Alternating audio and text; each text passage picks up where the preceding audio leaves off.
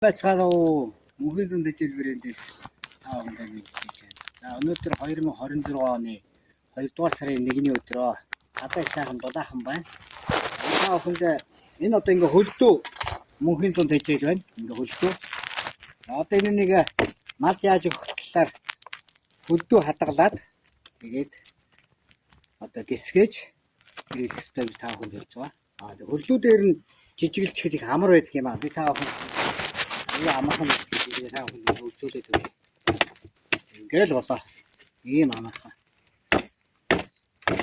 Тэгээд би та бүхэнд одоо нэгийг одоо ингээд юу яагаад хуваагаад ингээд жижиглээд ингээд үзүүлээ. Тэгээд энэ сав руу тэгээд гисгээр нь юу яачих гэсэн үг.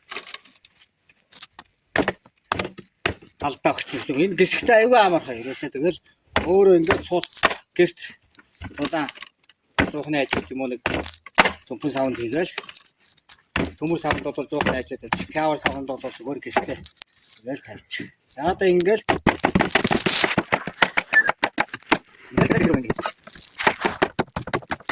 сайн гисгээд мадаа ингэж жихгүй бол жижигчгээд би надад хэсчихгүй.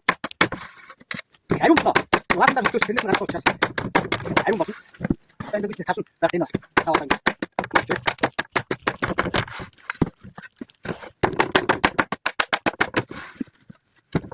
ийм аа хөөж шиг бүгд энэ шиг энэ замд ирэх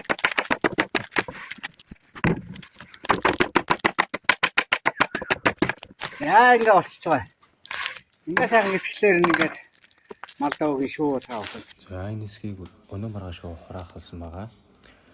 За тэгээ манай мөнхийн зүүн дэжил брэнд маань 8 тонны захиалга орж ирээд за тэгээ манай тариалах талбайд одоогоор 2.4 тонныг тариалаад явж байна. Тэгээ цаашдаа 8 тоног үүсэх байгаа. За тэгээ энэ хэсэг нь болохоор тариалаад нэг 3-аас 4 орчим хоног болсон байна.